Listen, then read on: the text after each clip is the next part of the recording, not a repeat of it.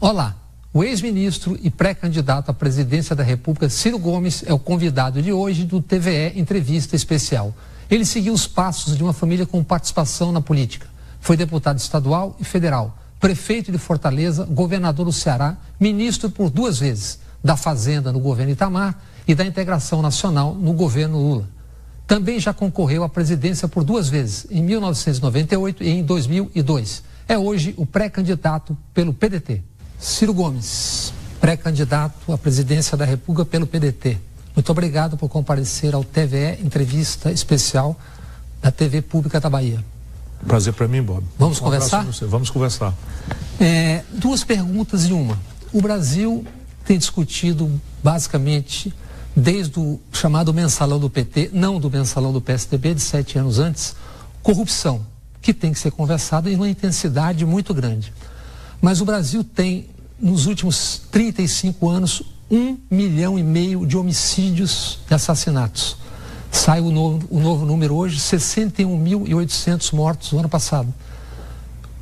Esse assunto só aparece nas televisões como um produto na hora do terror e do sangue. Por que se conversa tanto sobre corrupção que se tem que conversar e não se conversa sobre a vida humana? Uma parte da elite brasileira não quer jamais que o povo brasileiro saiba de fato o que está acontecendo. Você está falando de homicídios, foram 61 mil homicídios nos últimos 12 meses. Mas o pior não é isso, é que o dinheiro para fazer uma estrutura de uma polícia científica, capaz de, com uma escola comovente, que retém os jovens, está sendo aos trilhões, não é mais bilhões, está sendo aos trilhões transferido via a grande negociata do juro, e isto é o que importa. Por isso que eu sou tão satanizado como pavio curto, destemperado, porque eu conto os números. Eu falo os números. Então não é por conta do que eu falo, às vezes de cabeça quente, como qualquer pessoa pode ter. O que eu falo de cabeça fria, que faz com que eles tentem me estigmatizar, porque não tem o que dizer da minha vida limpa, da minha vida pública limpa. Nós estamos falando de veiculação de informação. Sim. Boa parte do chamado mundo civilizado tem regulação econômica da indústria de mídia. Regulação capitalista. Por que nenhum governo nos últimos anos aceitou, pelo menos, discutir com a sociedade, se não tem voto no Congresso? E mais, quando não discute, deixa isso andar, e Ministério Público, Polícia, Supremo, em vários momentos de tensão, acabam sendo reféns ou soando como reféns dos grandes grupos de mídia. Você tem 2 razões aí, uma é relativamente nobre e a outra é pusilânime, viu? Né? A nobreza é de que no poder, alguém que tenha pudor, como eu, por exemplo, não vai tomar a iniciativa de fazer uma regulação da mídia, porque sempre parecerá, se um poderoso toma essa iniciativa, uma tentativa de constranger a crítica e a liberdade de imprensa, que são essenciais à vida democrática. Porque não sabe do que se trata. Isso. Porque a Inglaterra... A vileza vem daí, não é? Porque o que você pode fazer é proibir, por exemplo, a propriedade cruzada de meios. Isso é feito na América do Norte. Mas isso deveria ser uma iniciativa. Agora, o mais grave, Bob, não é isso. O mais grave é que um partido como o PT, por exemplo, que teve 14 anos no poder, aceitou regulamentar a distribuição do dinheiro público para as mídias.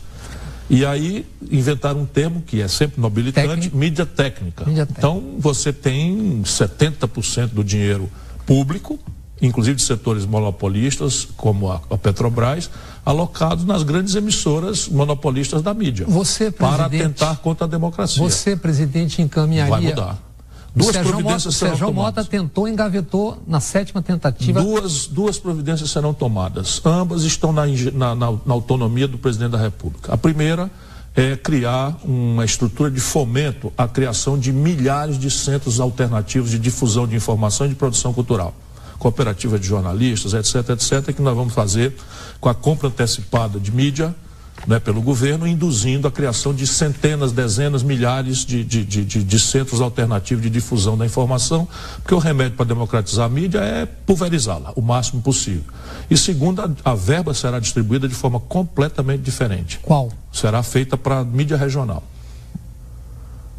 Você, presidente da República, quais seriam suas primeiras medidas do ponto de vista as principais, econômica e política?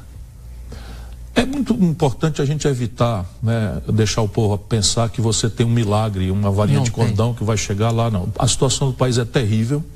Eu vou tentar ser o máximo explícito possível na minha proposta, porque se o povo votar em mim eu vou pedir que vote naquilo que eu estou pensando, porque isso dá muita força para um presidente chegar lá e negociar em bases de mais autoridade moral com o Congresso ou com a fração mais reativa do Congresso Nacional, que eu também vou pedir muito ao povo que, se votar em mim, não me mande para Brasília de mão e perna amarrada, votando em deputados e senadores picaretas que estão ali para ferir o interesse nacional, para perseguir o interesse popular e servir ao baronato estrangeiro e local.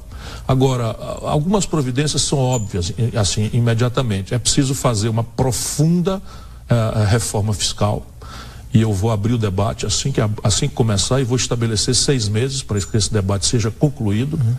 Não quero ser dono da verdade, portanto vou convocar todos os olhares, todas as ideias, todas as coisas, porque eu quero poder dar a mão aos adversários que eventualmente eu derrote. O Brasil precisa muito disso, não para não vigiar o meu governo, mas só para aqueles 2 ou 3 assuntos agudos que são estratégicos para o país e que não é jogo de governo contra a oposição. Pretendo convocar uma auditoria da dívida pública, não é, garantindo que todos os contratos serão honrados, mas é preciso, de uma vez por todas, que a sociedade brasileira conheça o centro real do nosso problema, que é o explosivo endividamento cevado a juros sobre juros, que vem dilacerando o mundo da produção e o mundo do trabalho no nosso país. E na política? Bom, na política será isso, será a convocação, não é, de um grande debate ao redor de 2 reformas. Uma reforma fiscal, tributária, que vai envolver a tributária, a previdenciária e a questão patrimonial, que é a dívida, e uma reforma política. Então a ideia é que você estabeleça um debate em 6 meses. O Pacto Federativo será também imediatamente, eu estou pensando entre a eleição e a posse, convocar os 27 governadores eleitos, que serão simultaneamente eleitos como o próximo presidente da República, e discutir com eles um saneamento, uma consolidação desses passivos que estão estrangulando o Rio de Janeiro, Rio Grande do Sul, Minas Gerais e mais 21 estados do Brasil. E eu preciso fazer isso em troca do apoio, né, dos estados para uma grande reforma fiscal no país. Semana passada, Jair Bolsonaro disse que vocês têm muito em comum e que pecam pelas palavras. Primeiro, eu queria saber o que você acha que ele tem em comum com você, e depois, em que contexto se deu a frase com a Marina Silva, que mais uma vez se prestou um rótulo, que é o jogo habitual. Pura molecagem, né? Hoje em dia você não tem muito o que fazer, você tem apenas que ter autoridade moral, e hoje você tem a sorte de ter a internet, né? Você consegue e o celular para gravar, que você tem como testemunhar. A própria Marina já disse que entendeu claramente o que eu falei. O que é que eu falei? Eu falei uma coisa muito óbvia. Eu disse, e a Marina? Olha, a Marina é uma pessoa maravilhosa, eu tenho por ela mais do que respeito, afeição, estou eu falando. Perguntado na Firjan, eu tenho mais do que respeito, tenho afeição, trabalhamos juntos, fizemos várias coisas juntos e tal. O que eu vejo na Marina é um estilo diferente de política, de jogar parado. Pode ser até que esse seja um estilo novo, que eu não conheço, mas acho que o país se ressente de uma opinião de quem tem a liderança e tal. E, infelizmente, o momento no Brasil, e eu censuro isso, é um momento de muita agressividade, de muito ódio na política, de muita testosterona, que todo mundo sabe que nesse contexto é sinônimo de agressividade. E eu não vejo a Marina com essa psicologia, ela tem uma psicologia mais da doçura, da coisa e tal, só isso. Aí é o seguinte, até hoje a Folha de São Paulo repete, assim, Ciro disse que o momento é de testosterona, isola, e não disse que eu censurei isso, né? E muito menos estava falando da Marina, estava falando do momento brasileiro, e quem duvidar é só ver o que está acontecendo na esteira de onde o Lula chega.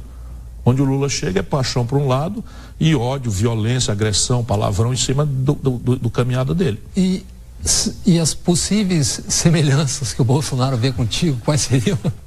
Eu não vejo realmente nenhuma, porque ele se imagina ou se diz nacionalista. Mas um camarada que é nacionalista não bate continência para a bandeira americana. Percebe? Eu não tenho vontade de atacar o Bolsonaro, porque ele é um personagem. Ele é um personagem, eu fui colega dele, deputado. E ele, há 26 anos é deputado, já foi vereador. Nunca se dispôs, por exemplo, a colocar energia, que eu não duvido que ele tenha, para governar o Rio de Janeiro, a cidade do Rio, como prefeito ou governador do Rio. Ali é o epicentro da esculhambação, da violência, da corrupção, da ladroeira. O governador está preso com apenas de 52 anos, eu rio para não chorar. E a primeira experiência de quem nunca administrou uma bodega das pequenas é ser presidente da República, não é contra ele que levanta esse meu argumento, é contra todo mundo, né? Qualquer país do mundo testa os seus quadros. E a propósito disso, Dória e Luciano Huck? Tenha santa paciência, né? O Luciano Huck eu até tenho uma opinião boa sobre ele, como comunicador, um garoto, enfim, interessante, garoto, não sei nem que idade tem, mas me parece uma pessoa muito jovem, muito interessante e tal. Mas, porra, daí é ser presidente da República, sem nunca ter dado um dia de serviço na vida pública. De onde vem isso, hein? É a plutocracia, o baronato está desesperado, o PSDB tem feito bobagem no atacado e no varejo, e está perdendo a confiança, não é? Então, esse eleitor antipetista visceral está indo para o Bolsonaro, e o eleitor mais o baronato, especialmente o baronato rentista e tal, que é quem está com medo de perder os privilégios, está procurando desesperadamente tentar o Dória. O Dória virou aquilo que ele é, o Dória é um farsante. Esse é o pior tipo que existe, mas acho que em dezembro será a carta fora do baralho. Alckmin vai ter fôlego? Acho que sim, porque esse outro lado, né, a direita, precisa de alguém minimamente respeitável. É o estamento. Né? E ele representa, é muito provinciano, muito conservador, não conhece o país. É da sua Pindamonhangaba? Você nasceu lá no Você imagina, vai ter um segundo turno e 2 filhos de Pindamonhangaba, né? Um com o tratamento cearense e nordestino. E falando no momento, como é que você vê, eu sei que são visões diferentes e cabem no assunto, Lava Jato e o Supremo Tribunal nesse momento? Está muito atual a frase do velho Rui, que muito amargurado com o que assistia, dizia: o judiciário é o poder que mais tem faltado à República. É muito doentio para um país, não é? Você ter um juiz, xerife, que fala pelos cotovelos, aparece em tudo quanto é de homenagem, gravatinha, borboleta, não pode ligar abre a geladeira, já vai dando entrevista como se fosse um refletor. Isso não é bom, não é? O juiz bom é o juiz severo, recatado, que fala nos autos e que, ao invés de escrever 218 páginas numa sentença, destaca na ementa da sentença a página. Né? A página que diz assim: conforme denúncia do Ministério Público, aqui está a evidência da acusação na página YZ, na perícia tal, no testemunho tal. E não tenho. Agora, eu torço pelo êxito da Lava Jato, porque o meu coração é ligado no coração do povo brasileiro. E nós sonhamos, há muitos anos, você também, com o fim da impunidade como prêmio para a ladruagem das altas rodas, não é? E isso parece ser uma iniciativa nessa direção. Mas é muito desagradável que se faça isso sem os devidos cuidados. E por que essa apatia da população depois de 2 anos? Não é apatia, não é apatia. Nosso povo está com medo. Nosso povo está profundamente decepcionado, porque, repare, quem pensa em política, em abstrato, somos nós, políticos, e o jornalismo. O nosso povo vive agarrado dentro de ônibus, correndo para pagar conta. Já tem 40 milhões de brasileiros negativados no SPC, 13 milhões e 500 mil pessoas desempregadas, mais de 10 milhões empurrados para o biscate, correndo do rapa nas cidades. E a última eleição presidencial, a metade, mais um pouquinho, votou numa presidenta que foi caçada na esteira de um escândalo novelizado, e o outro tirou metade menos um tiquinho, afundou também chafurdando na ladroeira e no escândalo vulgar do banditismo, até com palavrão de quinta categoria. Então é muito duro para uma nação ver os dois lados que repartiram o poder durante os últimos 25 anos no Brasil, os dois aparentemente passando para a população, que a sensação é que é tudo igual. Mas não duvide que o nosso povo está apostando nas eleições. Parecia muito claro, a mim pelo menos parecia, eu acho que tenho a impressão que vi coisas que o impeachment, que o Joaquim Barbosa chamou de impeachment Tabajara, teria consequências. Quer dizer, é como você mexer na estrutura de um edifício. Agora, qualquer juiz faz o que quer, como quer, qualquer polícia. Você concorda? É fato. Na hora que você viola a institucionalidade central da democracia, que é a primazia do povo escolher seu dirigente central, todas as outras instituições viraram geleia. Ontem, uma juíza atrabiliária censurou o show do Caetano Veloso para o sem-teto lá de São Bernardo. Caetano, que tem se declarado seu eleitor. Uma juíza, baseada em quê? Proíbe um cantor extraordinário de cantar. Ele falou com a contundência dele numa frase: a última vez que me proibiu de cantar foi na ditadura. Né? E uma sequência de museus. Todo dia. Mas por quê? Porque esta direita hidrófoba perde o debate conosco nesses assuntos todos que estavam tratando. Perde o debate em corrupção, porque estão agarrados lá no Temer, perde o debate na economia porque estão afundando o país no desemprego, aí querem trocar o lugar do debate. O leão da montanha, a saída pela direita. Eles querem trocar o debate. Então vamos agora, aproveitando que o nosso povo não é católico, é neopentecostal, é evangélico, etc., e que é relativamente conservador em matéria de costume, eles querem que o povo, ao invés de discutir o desemprego, a violência, que matou 60 mil pessoas, eles querem que a gente vá discutir agora uma expressão de péssimo gosto artístico, que é uma performance que, se ele não tivesse escandalizado, ninguém tinha sabido o que tinha acontecido. Não, e comandados por Alexandre Frota, sim, ator de 20 episódios da Brasileirinhas. Ator pornô, que se gabou outro dia na entrevista de ter currado uma senhora, né, de ter estuprado uma senhora. Economia, que você é do ramo e eu não sou. São os bandidos, assim, ignóbeis, assim, eu tenho vontade de encarar essa gente. MBL. Isso é tudo de pentelho de quinta categoria, tudo vendido.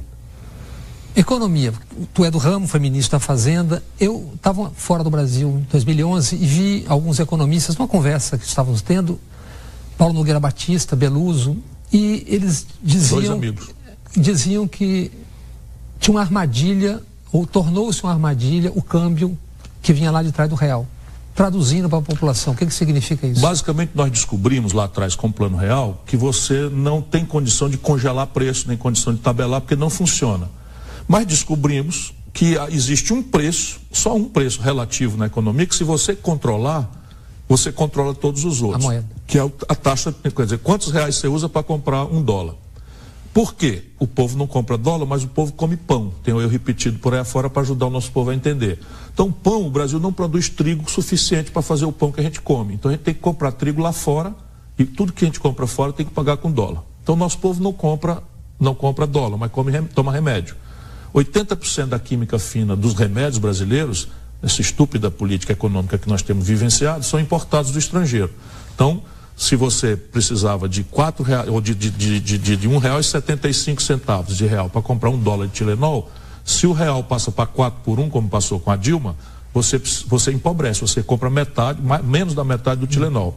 Então o povo não compra dólar, mas anda de ônibus. O preço do diesel, 60% do óleo diesel que é consumido no Brasil, escandalosamente estão sendo importados do estrangeiro. Então o Brasil tem uma política genial de exportar petróleo bruto barato e importar gasolina, querosene, óleo diesel, lubrificantes do estrangeiro em dólar. Então sobe o dólar, sobe o preço do diesel, sobe o preço da passagem de ônibus. E aí, o que aconteceu? O Fernando Henrique manipulou o câmbio para o povo ter uma sensação de conforto até ele ganhar a eleição. Disse que não mudaria, mudou 11 dias depois. Quebrou o país. Mas aí repare, olha como a tragédia brasileira funciona. O Lula criou o movimento Fora FHC, assinou um pedido de impeachment e entregou na mão do então presidente da Câmara, braço direito, Fernando Henrique, Michel Temer. Esse. O homem a quem o Lula depois faz vice-presidente da República de uma presidente inexperiente como a Dilma. Aí o que aconteceu com a Dilma? A mesma coisa. No dia que o Lula entregou o governo para ela, o real estava R$1,75 por dólar. Quando a Dilma acabou de ganhar a eleição, o real foi para R$4 por dólar. Então o povão se sentiu enganado. E de fato foi enganado. Você falou de alianças. Como é possível você ganhar aliança? Com quem você faria aliança? Por exemplo, você foi um crítico da aliança Dilma-Temer. Você disse que gostaria de andar junto com a Marina, que apoiou o Aécio. Quer dizer, como é que o cidadão comum entenderá isso? Primeiro temos que explicar que o Brasil é um país absolutamente fraturado, né? Nós temos uma federação muito díspar, né? Com as coisas mais distintas das outras. Temos por força da ditadura, nós ainda estamos vivendo vamos dizer, o lado oposto.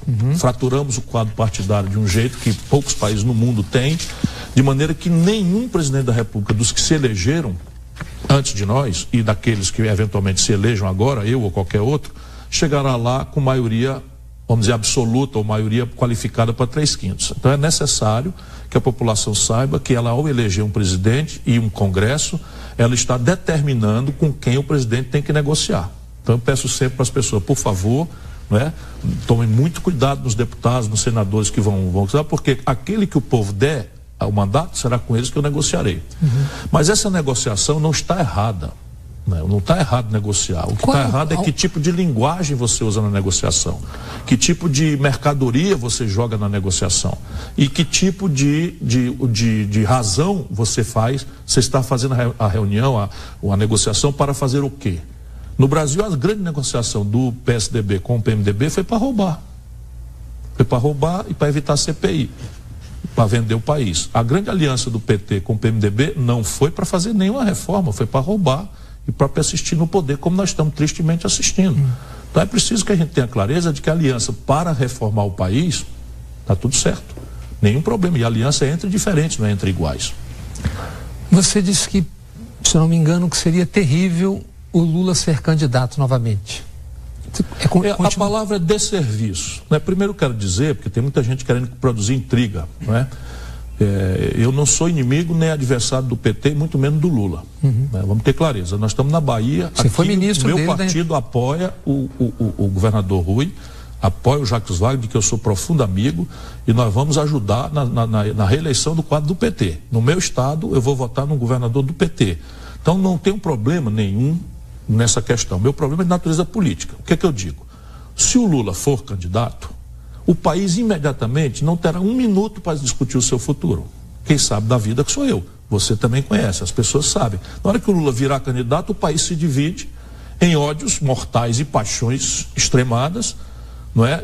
Vai ser ladrão para cá, ladrão para colar, e mensalão para cá, e petrolão para colar e tal. Não teremos paz um segundo sequer, e o país amanhecerá no dia seguinte, vitorioso, enfraquecido, sem capacidade de governar, porque esse conflito vai se projetar para o futuro. O que é que eu sonho?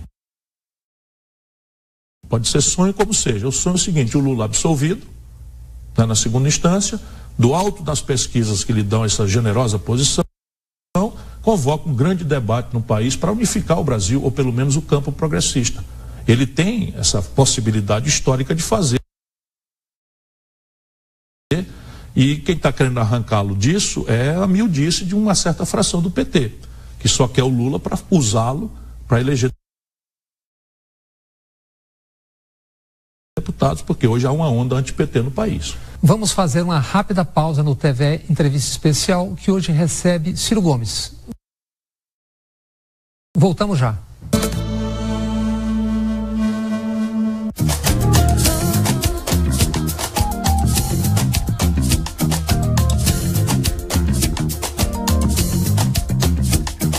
Vou contar o que você não vê. Todo o aço pode derreter nesse fogo que queima em mim. A beleza pode transcender no abraço de quem merecer. A natureza é mesmo assim. É tão bom. Estamos de volta com o TV Entrevista Especial, que hoje recebe o ex-ministro Ciro Gomes. Ainda falando de Lula, que tem algo como 35% nas pesquisas de opinião hoje. Digamos que ele chegue a 40% e o tribunal confirme a sua culpa, a condenação. Que cenário teremos e que riscos se correm políticos? Nós dependeremos muito, muito, muito do amor do Lula ao povo brasileiro. Porque se ele extremar, o país viverá um cenário que eu não consigo visualizar, mas um cenário muito perigoso, de violência inclusive. Você já percebe isso? Percebo claramente. Tem conversado com ele? Ultimamente menos, não é? Hoje, quais são as alianças básicas que você imagina já para a campanha? Eu sonho em unificar o campo progressista brasileiro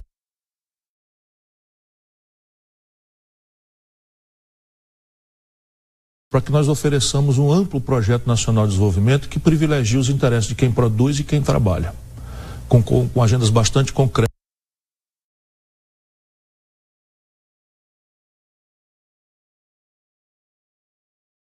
de reindustrialização do país, de domar a taxa de juros. Que tem a ver com a questão cambial lá atrás. Completamente. Porque, repare, nosso modo de vida normal, isso o nosso povo precisa entender, crescentemente é referido a um padrão de consumo que nós estamos desaprendendo a fazer.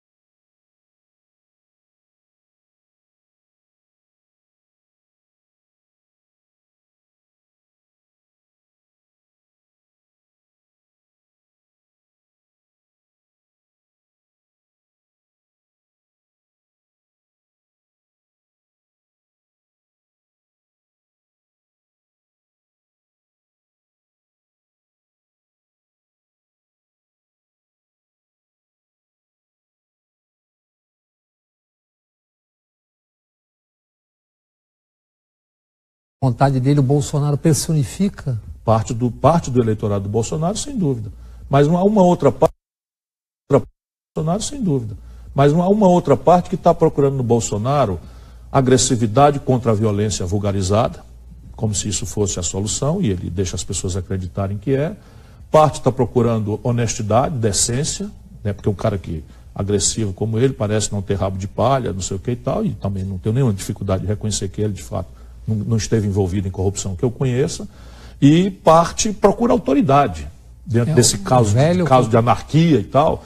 Mas eu estou dizendo que este eleitor aí tem que me achar já, porque autoridade experimentada, decência já experimentada, experiência, não precisa vir com micos, né, inexplicáveis.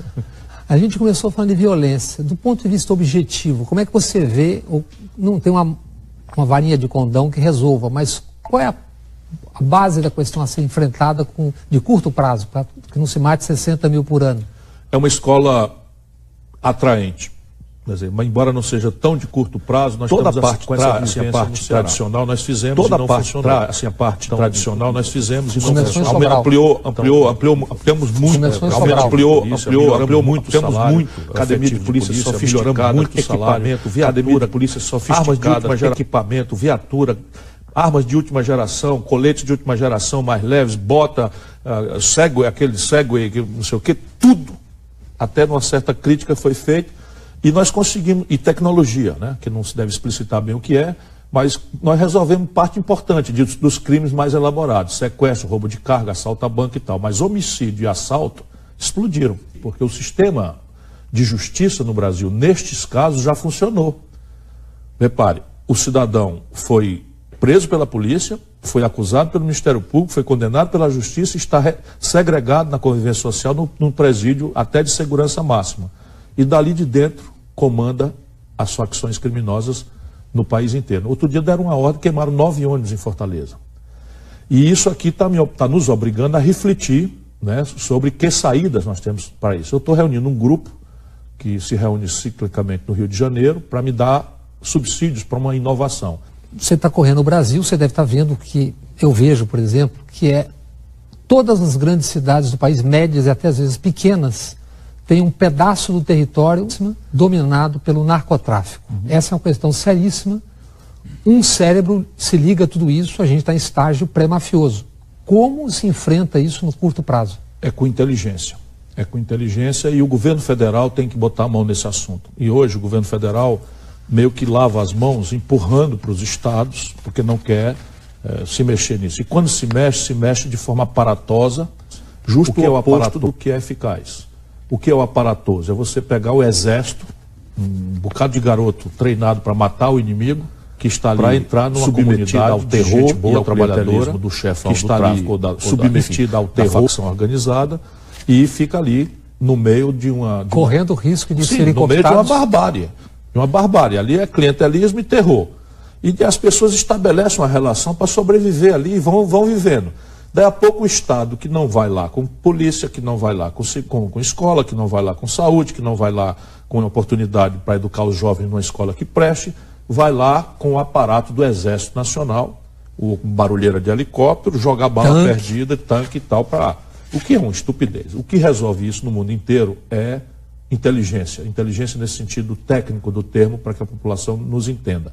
É você mapear, né, a cabeça do crime organizado e fazer cirurgicamente a apreensão, a prisão desses chefes do coisa. Fazer uma, fazer duas, fazer três, segregar. Presídios de segurança máxima têm que ser ampliados, excluir a comunicação de forma absolutamente severa, né, e isso só poderá ser feito se for pelo Poder Federal. Por quê? Porque, por regra, o policial local tem a sua família morando nas mesmas comunidades. Refém. E fica com medo, né, com razão. Lá no Ceará, os policiais, quando saem paisano, botam a carteira de identidade no sapato. Essa é uma outra questão. Né? PM, seu irmão, por exemplo, quando governador, teve que enfrentar, se não me engano, o Réveillon. Na minha opinião, enfrentou mal, porque esse tipo de coisa tem que ser mão de aço. Né? Eu teria botado para fora todos os maus amotinados. Ele teve que se render. No primeiro dia. Eu teria. Não, a turma lá entrou, negociação, direitos humanos, não sei o que e tal. E ele acabou produzindo um fascista lá que hoje é político. Né? Aqui na Bahia foi feito o correto, prender o vagabundo, que é o que tem que fazer. Legalização das drogas, como é que você Esse vê? É um debate que nós precisamos não ter medo de fazer. E aqui, de novo, é um assunto mundano, absolutamente mundano, onde as religiões têm um papel muito relevante, não é? na educação, na pedagogia dos seus adeptos, mas não pode interditar o diálogo, nem que seja para chegarmos à conclusão de que não vale a pena.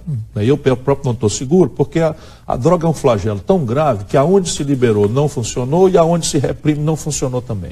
E como é que está indo no Uruguai? Né? O Uruguai aumentou a criminalidade e aumentou o consumo também. É talvez o único caso. Em Portugal, tem uma solução alternativa em que se continua descriminalizando, quer dizer, se descriminaliza o uso.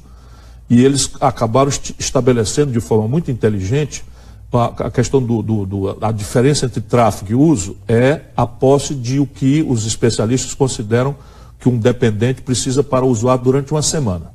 Se ele for apanhado com quantidade de droga, qualquer que seja ela, né, isso é muito imaginoso lá, com o que os especialistas dizem, até 20 gramas, 30 gramas, sei lá de que tipo, né, esse daí é tratado como problema de saúde pública. E aí tem toda uma terapia de redução de danos, que é a política que nós implantamos no Ceará e que tem funcionado bastante bem. E esse é um tema que você vai enfrentar?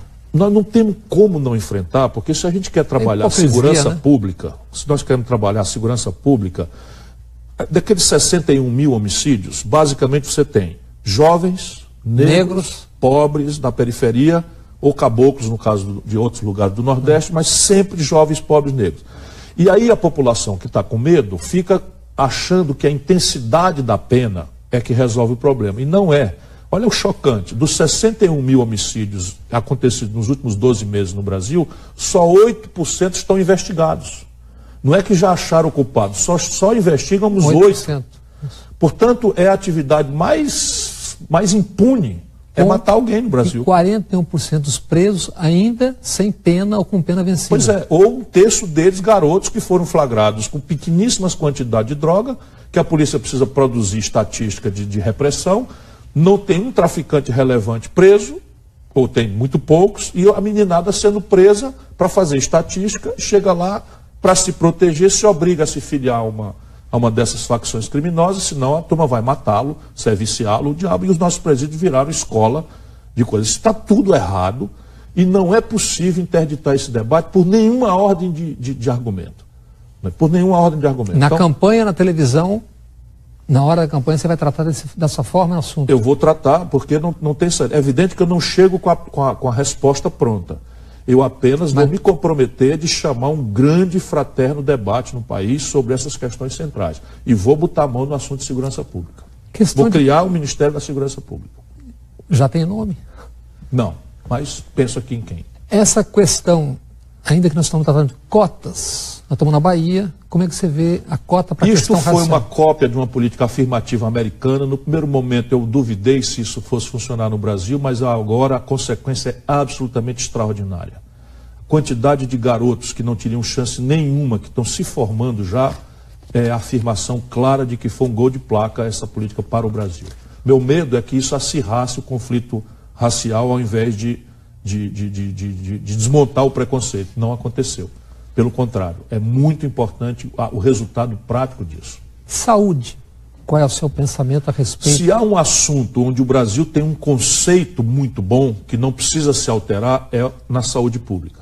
Então a concepção de um sistema único de saúde, hierarquizando com a atenção básica na conta dos municípios, a atenção secundária, terciária dos estados, etc., e financiado centralmente, com padrões, etc., é um sistema que qualquer do povo tem direito a acessá-lo sem qualquer nível sem qualquer condicionalidade e em qualquer nível de complexidade, é muito importante. É um dos poucos conceitos.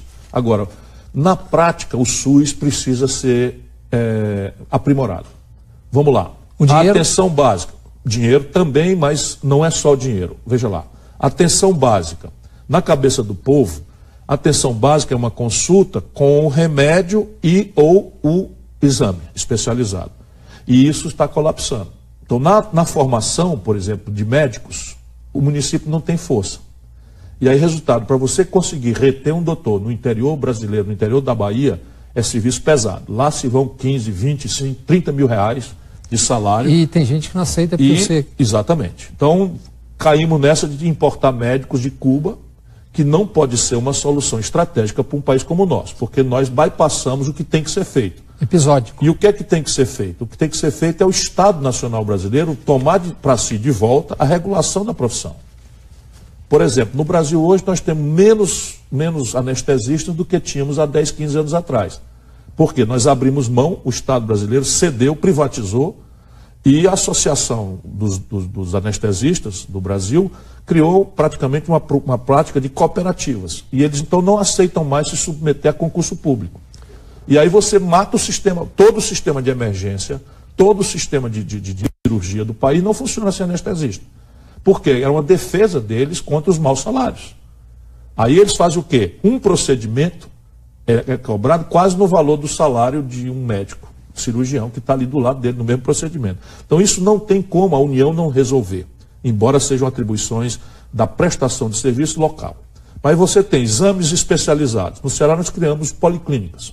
Então essas policlínicas foram prioritariamente para o interior, agora vai começar na capital, e essas policlínicas o doutor faz a consulta e pede o exame imediatamente pelo computador online e o computador devolve a hora e o dia para o cidadão ir, tem transporte sanitário, e isso é feito em consórcio, grupos de município com o Estado catalisando, eles elegem o chefe do consórcio e o Estado paga metade e eles dividem a outra metade na proporção dos seus usuários. Está funcionando muito bem. E aí você tem essa questão da formação, é uma tarefa da União, mas o SUS não precisa muita alteração conceitual, não. Mas dinheiro? Dinheiro tem que mudar. Agora você tem distorções graves. Por exemplo, hoje o judiciário brasileiro, de forma imprudente, por regra, autoriza remédios experimentais de altíssimo custo nos Estados Unidos, que não foram sequer homologados pela Anvisa, e aí o Estado importa à força de uma liminar, quando chega na fronteira, a Receita Federal apreende, e a gente tem que entrar com mandado de segurança para obter, por ordem judicial, a liberação do remédio. Só o Ceará já passou de 150 milhões por ano. Retiros. Isto é uma inversão absoluta de prioridade, porque nós precisamos reforçar a emergência, UTI, que é de onde o povo se assusta. Né? Onde o povo se assusta, o povo tem muito medo da saúde, mas é na porta de entrada do sistema de emergência do país. Porque, por regra, hospitais secundários, terciários, o SUS vai razoavelmente bem. Esses temas que interessam muito a população. Tem gente no governo falando em mudar planos de saúde para idosos, isso com o Brasil envelhecendo. Nós estamos sob um golpe de Estado, não é? Com todas as agendas canalhas. E infelizmente, para quem como eu sabe o que está acontecendo, não dá para dizer outra palavra. Eles vão isolar a palavra canalha que você usou. Não faz mal, não faz mal. Enfim, imagina como é que a gente chama um ministro que resolve botar em debate o aumento do valor do plano de saúde para idosos. Quando o jovem praticamente não usa, portanto ele é superavitário para o plano. Quando ele começa a ser deficitário, ou seja, a lógica do plano começa a devolver, aí eles vão cobrar mais de um camarada que está debilitado e, não esqueça, estão querendo constranger os proventos do aposentado.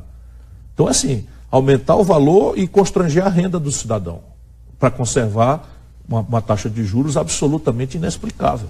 Ainda continuando, meio ambiente, Brasil. Nós temos que entender que meio ambiente não é um assunto fragmentário. Tá no contexto. Ou seja, não é razoável que alguém seja encarregado da defesa do meio ambiente, e esse é do bem, ponha muitas aspas nisso, e o outro é encarregado de não deixar faltar energia para o povo, e esse é do mal. Então esse debate não pode mais subsistir. Posicionou na época das hidrelétricas do governo? Sim, a favor completamente. Por quê? Não pode faltar energia. E energia tem que ser a mais limpa e barata possível, porque não basta ser limpa. Tem que ser módica a tarifa para que o povão da favela possa também ligar sua TV, ligar seu ferro elétrico, ligar sua geladeira, não é? Acender a luz quando chega em casa de noite. Enfim, então qual é a matriz energética mais limpa e barata do planeta? É a matriz hidráulica. Inclusive é uso não consultivo, ou seja, não se consome água com isso. A água apenas movimenta as turbinas e se isso for verdade, nós caímos num silogismo, numa obviedade. Temos que ir para a hidrologia. E na hidrologia onde tem o declive e aclive para ter carga. E aí você chega em Belo Monte, Santo Antônio, Jirau, e hoje a tecnologia permite que você, por exemplo, Belo Monte, a cota máxima de Belo Monte é da chia natural do rio. Portanto, não inundou ninguém. Não inundou ninguém. Aí ficam inventando que não tem o quê, que não teve audiência, que não sei o quê. Por quê? Estou bem, tá bom, não vamos fazer Belo Monte, não vamos fazer Santo Antônio, não vamos fazer Jirau. De onde é que vai vir energia? Vai vir de termoelétrica carvão, termoelétrica petróleo, que é muito mais poluente, muito mais cara, custa 4 vezes mais cara, como agora meter a bandeira vermelha na conta do nosso povo, porque estão acionando as termoelétricas a carvão e a petróleo. Então, assim, enquanto as pessoas falam, a gente faz, né, que é um pouco a diferença. As 3 primeiras torres eólicas que entraram no território brasileiro, eu que trouxe, quando era jovem governador, e botei as 3 monumentalmente lá no Porto do Mucuripe, até hoje estão lá. E hoje o Ceará tem autossuficiência em energia só de base eólica. Veja lá, agora só que tem o seguinte, chega os BR-OBRO que a gente chama, né? Setembro, outubro, novembro, dezembro, o vento está bombando. Aí chega janeiro, fevereiro, no ano normal, o vento para. Resultado, como é que faz? Então a turma fala muito, mas não sabe do que é. Questão regional. O Nordeste dentro do Brasil. Qualquer projeto nacional de desenvolvimento, e o meu, comovidamente pela minha história, compreende, tem que entender o Brasil profundo. E o Brasil profundo, para o bem, não é só para o mal também, né, está nas regiões. Se você olhar, por exemplo, o fundão do Mato Grosso, Lucas do Rio Verde e suas proximidades, aquilo é a Califórnia. Aquilo ali não tem crise, não tem absolutamente nada. Não é? Mas se você olhar o fundão do semiárido nordestino, você tem aí uma miséria de massa e de falta de alternativa nas culturas tradicionais de plantar milho e feijão, espiando para o céu se São Pedro vai mandar chuva e passa 5 anos sem vir chuva regular. Evidentemente que o Brasil não pode ter um projeto que não compreenda essas diversidades regionais para o bem, porque isso também permite ao país experimentar alternativas de instituições e políticas e intervenções do Estado Nacional Brasileiro, pelas suas diversas expressões, que podem fazer um prêmio Nobel vir para o Brasil. Vamos lá, eu vou introduzir no país, isso aqui é em primeira mão, porque eu tenho medo de ser copiado, mas eu vou introduzir no Brasil uma lei de responsabilidade social. Basicamente, em bases mesorregionais, nós vamos identificar indicadores de saúde e de educação que, não atingidos em base regional, deflagram um processo de intervenção federal, estadual, naquela localidade para sanear e trazer, por exemplo, mortalidade infantil, evasão escolar para patamares que minimamente sejam toleráveis numa evolução do país. Isso muda radicalmente a nossa sorte. Ciro Gomes, muito obrigado pela sua presença aqui na TVE, que é a TV Pública da Bahia. Muito obrigado, Bob, obrigado a todos. E obrigado a você que acompanhou esse TVE Entrevista Especial. E continue com a gente. A TVE é sua, é da Bahia.